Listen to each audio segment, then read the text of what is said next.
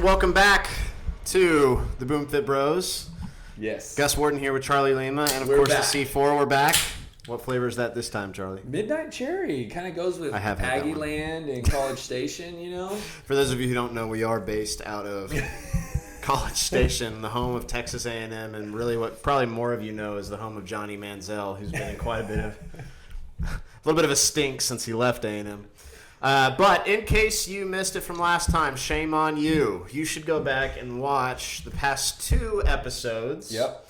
Secrets of the Ultra Lean, and that's just basically detailing all of the dirty little secrets that the leanest people on Earth use to get lean and be the leanest people on Earth. And surprise, but they're not secrets They're not because secrets. they publicize everything that they're doing. So you have the ability to learn what are the people who are the leanest people on the planet doing in terms of diet and exercise. Yeah, like guys, everything is free on the internet these days. Like, it's all free. You can just go online and pretty much now you got to be careful about the information that you absorb. Yes. Because it's free. Because it's free, anyone can post. That's a great, and I think that points you back to why should you subscribe and watch us, is because what we're trying to do is take all of that information that you're getting, and we want to narrow it down to the things that you really need to be learning about and hearing about. The things that no one else will tell you, because we don't make any money doing this, and we're not trying to sell you anything. We're just, hey, like, I'm pretty tired of all the false stuff on the internet. Here's what's real. Yeah, and you know, I don't know if you're any Rocky fans out there, but at my 37 years of age with 4 kids, this is probably an impossible dream. But I would love to go back and watch Rocky 1 through 9. You know, they're Creed now, so there's Creed 1 and 2, but they're really Rocky. The reboots. Like 8 and 9. You can't beat the originals. Where I'm going with that is it would really benefit you, and it won't take you nearly as long, to have like a BoomFit Bros, like binge fest, where you're just watching episodes 1 through what this will be is 9. Maybe you take notes. Yeah, and really just take notes. It's almost like attending a conference on health and wellness, and then you can capture some things, see what sticks out to you. But no matter if you've already watched it, watching it again and in sequence is going to be very beneficial to hopefully helping you make some changes that you need to make. But even more importantly than that, actually doing the thing that you learn. Don't just like sit there and binge watch and then assume that like the Greek gods of fitness are going to smile upon you and you'll get abs tomorrow morning. You got to actually do the thing that we tell you to do. Otherwise, it's... I just had a conversation today. It won't happen. Action. This morning, you know, and Gus and I find ourselves in these types of conversations all the time. Yeah, it's just a reboot of because we're old here. Stuff. But so somebody was coming in. They were having a check-in meeting with Gus for 6-week challenge. And I was visiting with her after her workout, and one of the things that I was telling her is the 6-week challenge gives you the plan, like the plan that people have been really searching for and wanting to discover. That gives you a plan, or a good plan. And ultimately customizes it for you. Yeah, we tailor it, but so that's part 1. Yes. Part 2 is doing it. Is following the plan. Yeah. Now, here's the thing. I will say. So she checked in today, and so the first check-in, we have several check-ins. The first check-in from the time that she originally measured until the first check-in, no change, 0. And so as I go through and I say, okay, well, hey, what'd you do? And turns out, not much changed. Like, there was not a whole lot of action taken on them. She had the plan. She committed to the plan financially, but didn't take action on the plan. Between the last check-in and today, she took some action and got some results. You got to move the legs, and so that's to speak. Yes, and therefore squeeze the orange for the juice that it's worth. And I asked her, this was before her meeting with Gus, I said, so part 1 to this is the plan, right? Part 2 to this is actually doing following the plan. And I said, which do you think is more important? part 2. Yeah, and it was also a conversation of like, and this is fairly common with people who start the challenge. A lot of them get really awesome results, but it like between the first initial weigh-in and measurement session and then the first check-in, most people don't make much change, and they realize, oh crap, I actually do have to do some changes. Like I actually have to do some work, and that like you do. Yeah. You know, like, and it's kind of a light bulb moment. And then some people be like, well, I looked at it, and then I also saw fill in other style of dieting and eating, and I tried to mix the two. Don't do that. Just pick one thing and ride it through. Like, I'd much rather you pick something completely ridiculous and follow it all the way through to the end, because at least you finished it, than try and mix two together and not do either one. You chase two rabbits, you end up with none. But and if you're watching this, then maybe nutrition and exercise is potentially an area that you struggle to do this with, right? Following the plan, for sure. But let me compare it to you in the same way that there's people that would love to have kids, right? That the idea of it is phenomenal. In other words, they currently are newlyweds and they envision a life with multiple kids. You don't just get to have kids at 20 years old or 25 years old. You have to raise them to get to enjoy those moments. You don't just get to have kids that are self-sufficient. Like you're talking about like raising kids. I thought you meant the actual creation of kids. I was like, no, I don't think that's most people's issue. No. But I get what you're saying. Once it gets hard, and I think with your kids, most people will do whatever's needed to be done, right? Because if the kid's crying or the baby's crying or if they need to eat or if you have to teach them something or sit down, as they get older and do their homework with them, like you do those things because it's your child. So you absolutely do the investment. So by the time they're 20, 25 years old, now you have a functioning citizens. Yes, and there's a relationship and there's a great appreciation for the work that was done, although they won't ever appreciate it until they have kids of their own. At least mid-20s. Yeah. And in the same light, if kids is not something that you can relate to, then maybe it's building a business. People these days want to start a business. Everybody wants to start their own business. Oh, yeah. And then they want to get right to that point where not only is the business paying them well, it's giving them a lot of free time and allowing them to travel around the world and the laptop lifestyle. Yeah, that's a great. And so, however, anybody who's really ever built a successful business knows that it requires showing up every single day, working really hard for a really long time, when and you then don't all of a want to, and all of a sudden you become an overnight success after 35 years. After 35 years of working hard every day from sunrise to sunset, you become an overnight success. And my dad has done that. He built a plumbing company since 1984 that now people look at it, and he has a lifestyle at 65 that people would love to have. He still works, but though. They didn't see the work. But he, for several years was answering every call, taking care of all the service, and people didn't see that, and they only see. So using a couple illustrations to show you that the work, right, the doing the hard things every day, making the sacrifices over a long period of time is going to ultimately give you those results. And here's the thing. The things that no one wants to do are not the really attractive things. For example, to lose body fat, eat less calories, be consistent. Tracking would be a good idea, okay? Like, really, those three things would probably give you 90% of your results. The thing that won't give you 90% of your results or much results at all is something that we get questions on all the time. What supplements should I take to lose weight? I want to echo what you just said, because I was listening to a podcast probably about a week ago, and it's a lady who used to work for CrossFit headquarters, seminar staff, and now she started a nutrition company, and she's got a lot of followers, and she has something called the 800-gram challenge, where she's challenging people to eat more fruits and vegetables. And she's somebody who's very respected in nutrition. She has every credential associated with her name, incredibly educated, and an influencer in the space. There's a button here somewhere. Well, it was. I feel it coming. Well, what she said all diets ultimately are making people eat less. All diet. Oh yeah. And so I say this all the time. No, all diets work. And it goes back to what you said several episodes ago.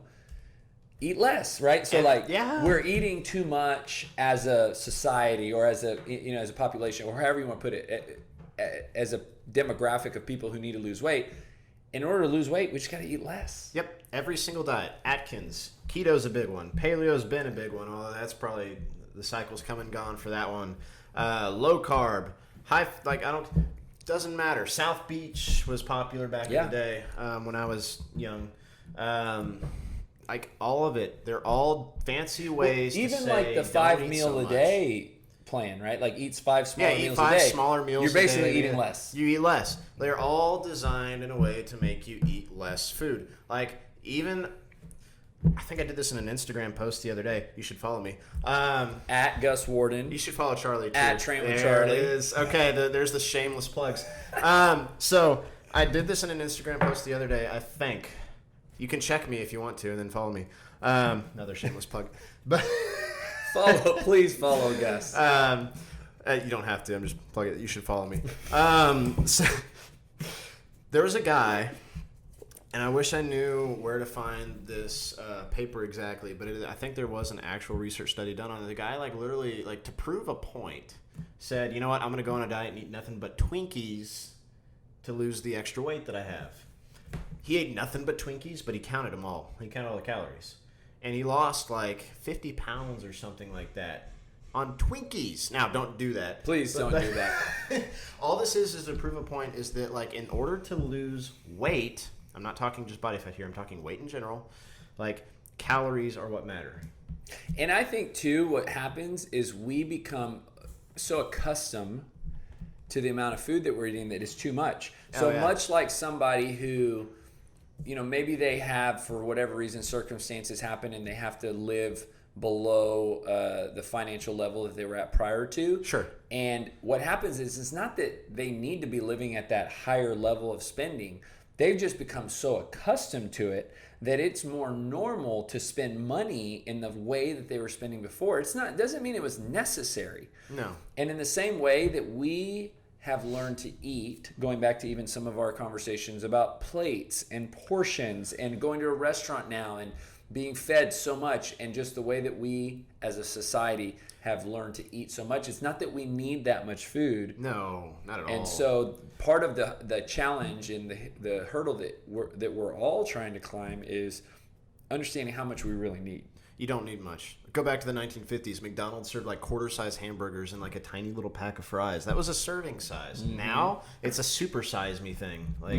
Everything's huge. The drinks are 3 times the size of this. They're giving us what we want. Yeah. As a consumer base. And it's crazy. But there's no magic pill. You don't need a special supplement. There's no magic pill that makes you lose body fat or weight or makes you get toned or whatever. What matters is what you eat. Those are the basics. So whenever I hear the question, and you've probably heard this too, what supplements can I use to help me lose weight? There are none. There's no supplements. The ones that help, vitamin D is not a bad option. Multivitamins, not a bad option, but it's not going to help you lose weight. There's no, if they pull it out of a case at GNC, it's probably not even legal. You remember the Jacked 3D that had what was it, ephedra in it or something? Yeah. I had that when I was in high school, and it's since been banned, and for good reason. Well, so this episode isn't necessarily intended to focus on supplements. No. But what we're wanting to do is answer your question right now when you're in a position that you are trying to lose weight. And you are watching this episode because you feel like maybe we can enlighten that area in your life. And now, naturally, because you're in a position you're already being marketed to, because you're trying to lose weight, from various companies, marketing companies that are trying to sell you products. They want money. And your question becomes, what is the best supplement for me to take to lose weight? And the answer is... there are none. And so we are not saying that supplements are not great, but if you see the way that the question was asked, what is the best supplement for me to lose weight? And we're now answering that, and I'll let Gus kind of start and expand on it. There are none. Again, like, listen to what's in a word. The word supplement is used to supplement a diet. It is not meant to replace. It is not meant to fix. It is not meant to, like, it is just meant to help. Like, everything else, though, up to that point, doesn't matter. Like, I would even say if you're trying to lose weight, you don't need a single supplement. Okay, so let's go back in time so I can expose you to where I was in 2003. Oh boy. I just started personal training. I was in middle school. There at the time, supplement industry, we're going to talk about weight loss right now. So, and we are like I said, I want to make it clear, like I'm obviously drinking a supplement. We take supplements, but for the record. We're talking about weight loss. Like, yeah. And I happened to work at a store that was located directly down from all of the sorority houses. And a lot of those sorority girls would come and shop, and that was their question. That's always a question for supplement stores. And, at the time there was, ephedra was, I would call it legal. It was legal. It was allowed. It was, so the supplement, it's not regulated by the FDA. And it was allowed. At the time, there was even supplements that would, that we had one that was called T3 that was actually for your thyroid. Yeah. And to speed up your thyroid, because again, if you're not to get too much into microbiology, but ultimately your adrenal gland and your thyroid gland are huge participators in weight loss and metabolism. And so these products, ephedra, which enhance the adrenal glands, and the T3, which enhanced the thyroid gland, give you the worst sweats, by the way. Were intentionally being sold, right? And since then, now they're banned. Unless it's on the black market, they're banned. You're not going to find them. They're banned for good reason. Like, and people please die. Don't take them. People die. What I want to make very clear, and this is just taking you back in time, is that did not fix anyone's problems. No. It ultimately was the equivalent of saying, hey, you are in a position right now that, teach a man to fish, feed him for a lifetime, give a man a fish, feed him for a meal, right? It's the same idea. Like, yes, in that short term, depending if they followed the meal plans that were prescribed to those people that purchased the supplementation, then they probably saw some results. But guess what happens? It never taught them how to really sustain the weight loss. Yeah, you ever see those caveats on the side of the nutrition labels that always say works best with a proper diet and exercise routine? I wonder why. And those things too were looking back too. Now those were not very healthy. Not at all. For people to be taking, and not to mention that maybe people were taking these on empty stomachs that could potentially have even cause their hearts to go a lot faster. That's why Gus was referring to the sweat. Yep. So supplements, and they're now in 2019, there are 2019 versions of these that don't contain the same ingredients that those. And this is what I did see coming from, I worked in a nutrition store for 3 years. And what I saw was when people take supplements, they are actually going to eat better because the supplement becomes a daily reminder of what they're supposed to be doing. Yeah. It's more so the habits of eating healthy and what they're, putting in their body 5 times or 6 times a day, as opposed to that one pill that they're taking each day. Yep. That's giving them the results. So it's, if you're looking for a pill, or if you're looking for a combination, a system of pills, and thinking that it's going to make you lose weight, you're going to be very disappointed. And most of the people watching this, if you've ever tried anything of that nature, then you realize that wasn't it, or that wasn't what was giving you results, or you wound up probably being more frustrated because you didn't get results, and then you threw them away, or you never bought them again, and then you stopped trying, and that's what has led you to where you are today. Yep. So they are not the reason why you lose weight. I have literally talked to people before. Oh yeah, no, I tried this whatever supplement, this fat burner pill or whatever, and it worked great. I was like, great. What were you doing while you were doing that? Well, I was eating clean. I was having, and I'm like, wonder what could actually be the cause. It's not the pill. So, guys, it's 2019. Like, if there was a magic pill that got you toned, gave you 6-pack abs, and decreased your income taxes, it would be all over social media in a heartbeat. Okay, lower gas mileage, and mailed you money and you got an envelope in the mail of just a fat stack of cash. It would be all over. You didn't have to work for it. All over social media. You should follow me on Instagram and Charlie. It would be all over there, okay? But it's not. It'd be on CNN, on Fox. You would see it in your email inbox. There'd be people trying to make knockoff brands of it.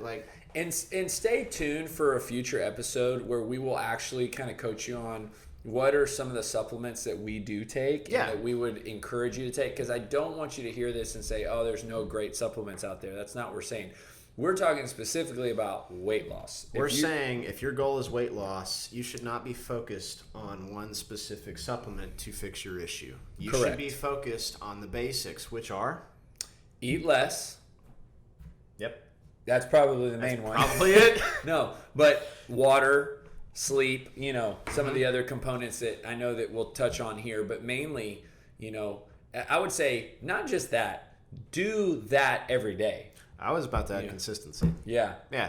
If you, and again, if you don't know, don't just guess if you've never done it before. Do some way of measuring, at least for a little bit, so you know. Mm-hmm.